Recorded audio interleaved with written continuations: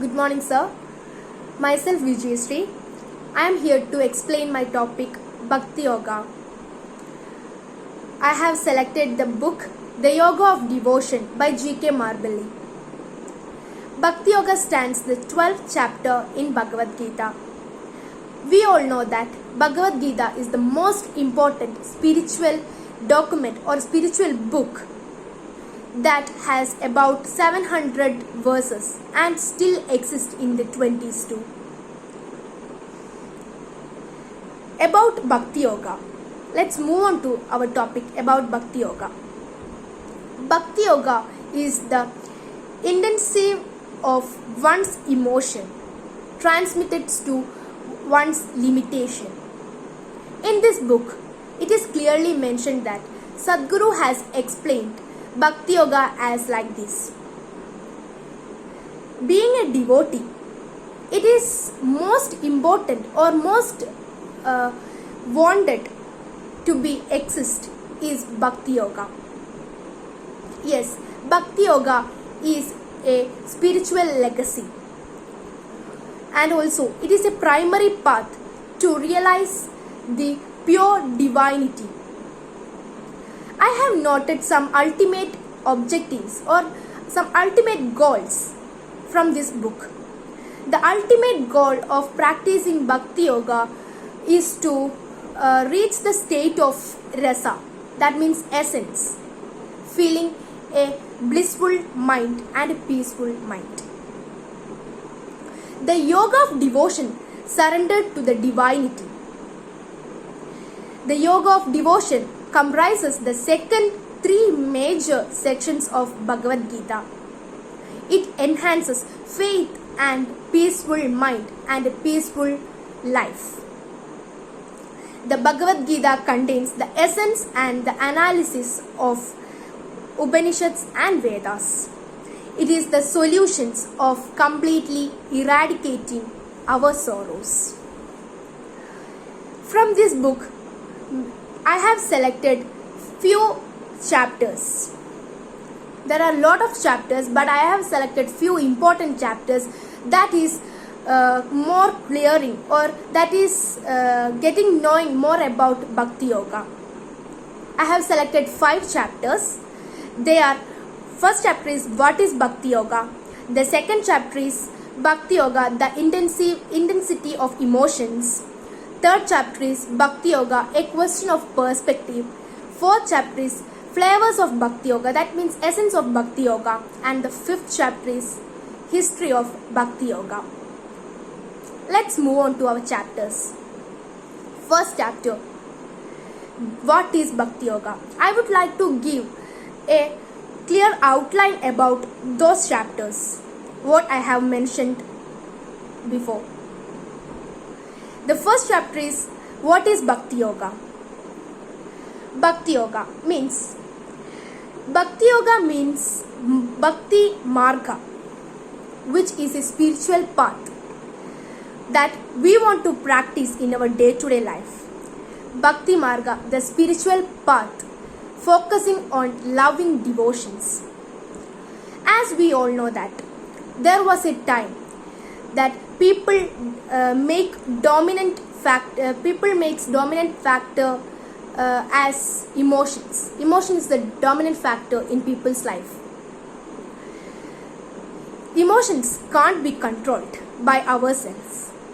We cannot control our physically and mentally emotions by practicing our negativity mind. The best medicine for those peoples are Bhakti Yoga. Practicing Bhakti Yoga, through practicing Bhakti Yoga, we can practice controlling emotions, or we can practice controlling ourselves. And Bhakti Yoga is the path of whom the utterly emotionally person can be calm and positive minded man. We can convert a person to be a calm and positive minded through practicing Bhakti Yoga. It gives our mind refreshing, and we are getting knowing more about the universe, the entire universe. Let's move on to the next chapter. I have already mentioned that emotion have a major role in the Bhakti Yoga. So the next chapter is about intensity of emotions in Bhakti Yoga. We all know that emotion is the only thing that we cannot control, and emotion is the only thing that is alternating per second or day by day or per second. Yes. Sometimes it has a wonderful and very beautiful manner. Sometimes it is very sorrowful and very fearful manner. It is a nasty thing. But by practicing Bhakti Yoga, we can practice or we can control our emotions. First of all, for controlling our emotions, we want to train ourselves or we want to train our emotions.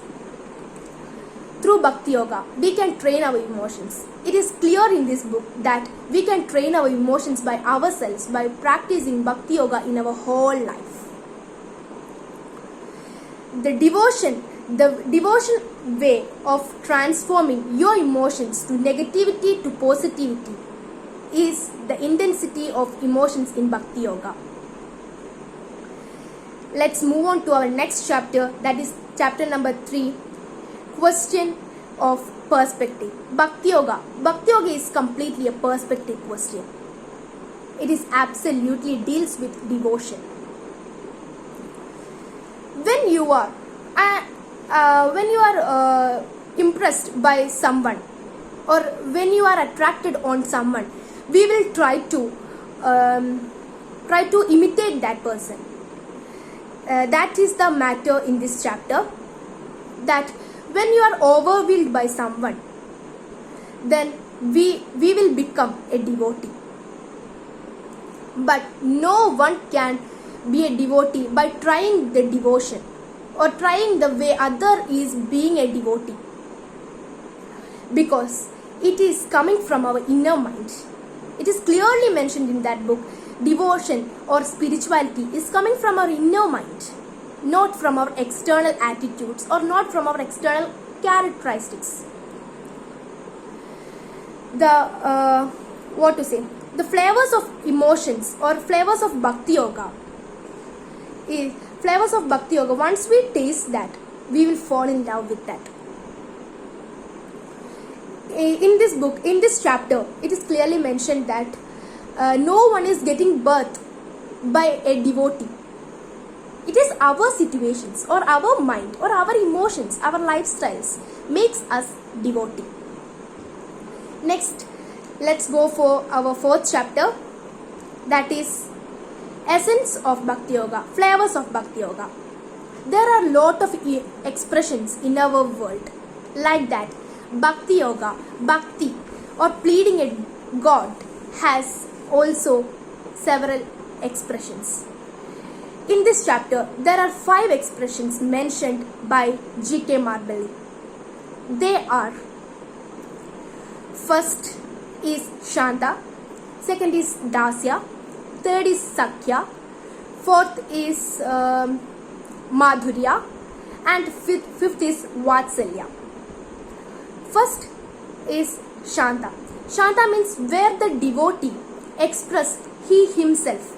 He is not expressing his attitude or he is not expressing himself towards the God. Dasya. Dasya means serving the infinite life or dedicating his entire life to the God. Like Hanuman. Hanuman dedicated his entire life to Rama, the legendary king. Third is Vatsalya. Vatsalya means pleading or loving God like a child. The best example is Yashoda. And Sakhya. Sakhya means loving God like best friend. For this, the best example is Arjuna and Krishna. Arjuna and Krishna were very close friends. Arjuna always concentrates Krishna's words. And the 5th one is Madhurya, the highest form of bhakti. Bhakti is the sweetest form in the entire world. Let's look at the fifth and at the last chapter, that is History of Bhakti Yoga. Bhakti as a form of union with the infinite must be as old as human civilization. Formerly, it got recognized as a way of expressing love to God.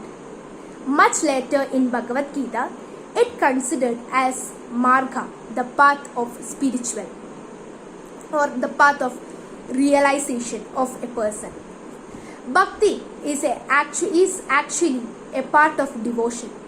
In Bhakti, one can experience total freedom and fear and worries.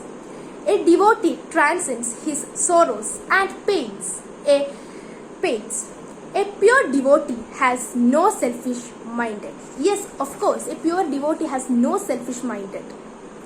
He will be completely dedicated his life to the God. That is divinity. That is explained in the history of Bhakti Yoga.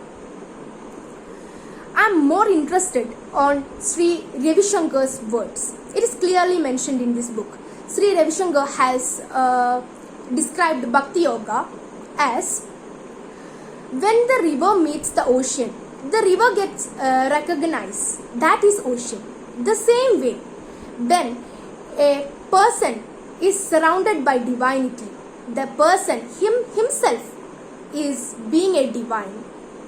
I am very obsessed with that words. And I remember the verses that we have studied previous year. That is the words of Krishna to Arjuna. The verses of Krishna to Arjuna. That is Adveshta Sarabhudanam Maitra Karuva Ivacha Nirmamo Nir Ahankara Samadukkasu Sukha Shame.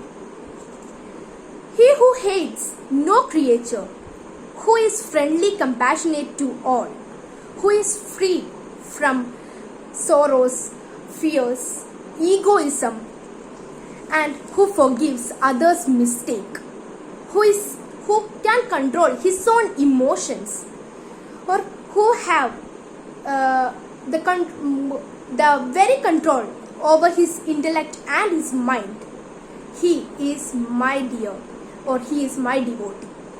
It's very good verses.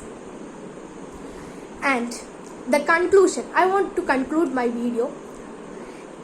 My conclusion is, the only thing you experience are your body, your emotions, and your mind. You are not going to experience a luxury life after death. You will always you want to always follow your peaceful mind. You want to always follow your peaceful emotions, your peaceful body. You know them to some extent, and you can infer if these three have to happen the way they are happening.